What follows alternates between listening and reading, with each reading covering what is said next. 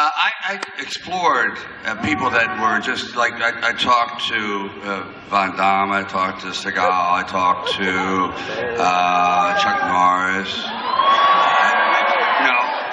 There's availabilities and there's other things, extenuating circumstances like insanity that prevents things like that from happening. But other than that, I reach out, I try. How was the ego juggling on this project? Which one? Before you started shooting, you were talking to me about how you were concerned that maybe there would be ego battles. Did you ever have any ego battles on this set, or did you just lay down the law? They're quick. They're quick. They're kind of like, fuck you, fast. It's like fast. Did he say that? Did I hear the F you? Did he say that? And then it's like, love you, I get you. Fuck asshole. Asshole. What?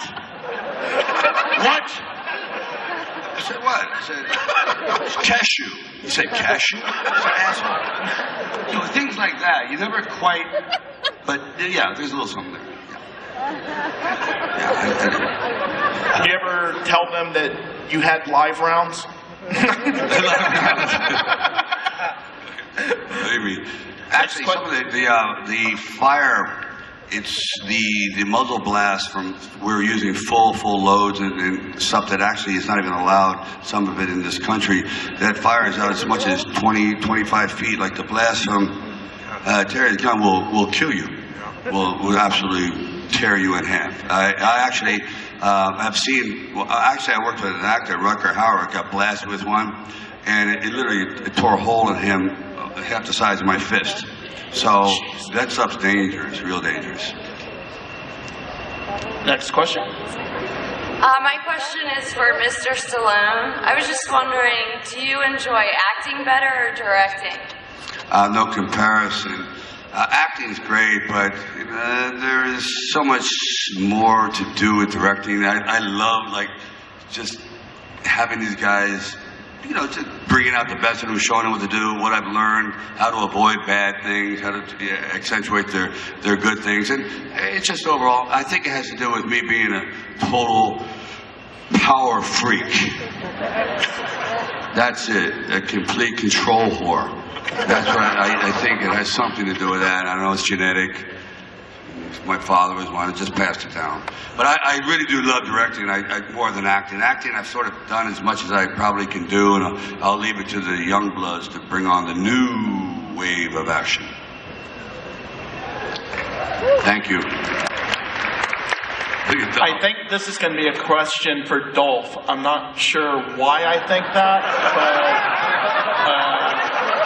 go ahead.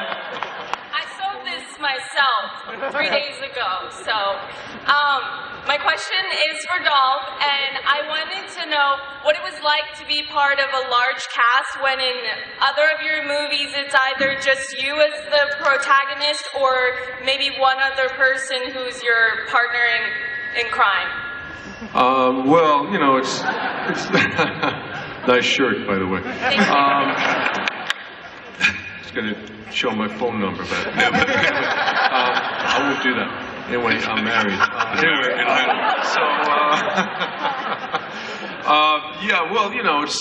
I still feel kind of a bit, it's a bit unbelievable to be sitting here really with these guys, and that I'm part of this crew. And like Bruce Willis was here, Statham's not here, Jet Li's not here, the governor hasn't shown up yet. So there are other people in the movie too, Yeah. And Mickey Rourke. I mean, it was a great experience for me, and one that only comes along maybe once in your career, really. It was terrific. It's really, really special, I must say. Yeah. I mean, that's really how... I had a few more days off because I didn't have to work every day. So it's good too.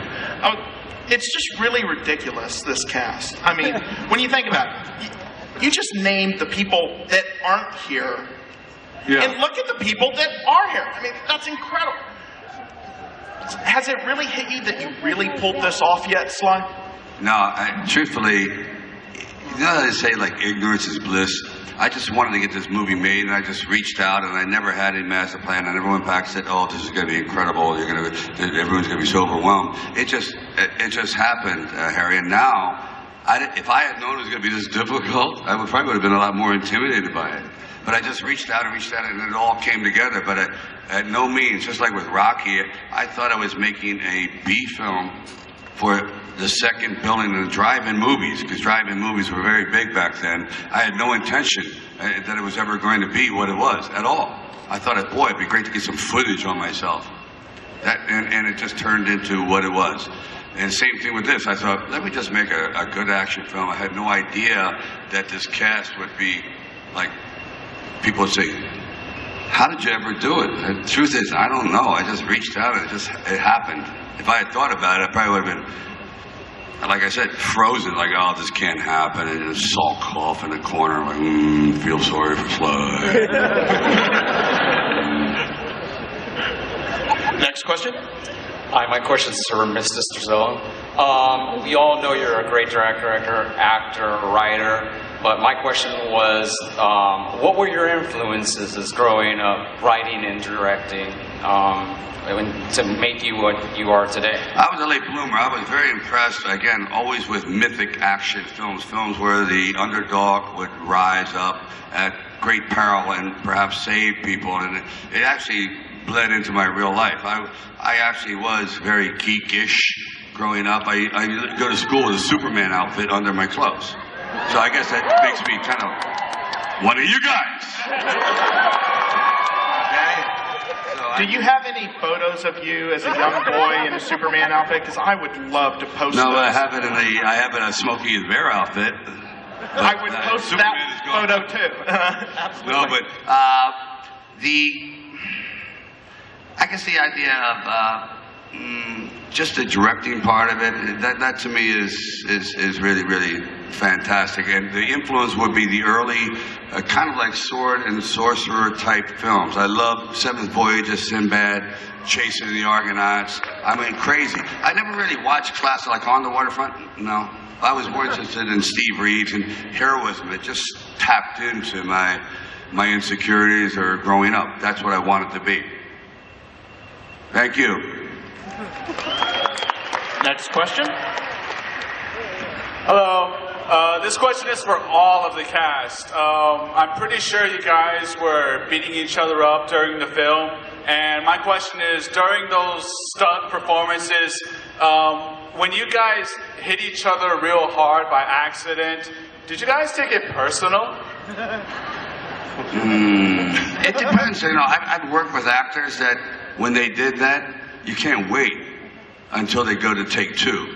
Then you're just gonna put your foot right through his friggin' chest. I've had that. I had that on Demolition Man, believe me. I had that on Death Race 2000 with David Carradine. It's like every day he had to smash me in the face. I go, what are you, like, nuts? And then finally, but I couldn't do anything because he was the star. But when it was my turn, anyway, I know that Steve and I in the first scene, and then I'll go to the other guys, we cracked our heads together. Boom. I mean, the scene is 1 second old, and there's like a stitch here, he's bleeding, and it was just, well, c'est la vie, that's it. I think if you like the other actor, no problem. If you dislike him, they're going to pay. Any opinion on that, guys? I think you do your best not to have that happen. But I mean, accidents do happen. Sometimes you do crack somebody. Most of the time, it's the stunt crew.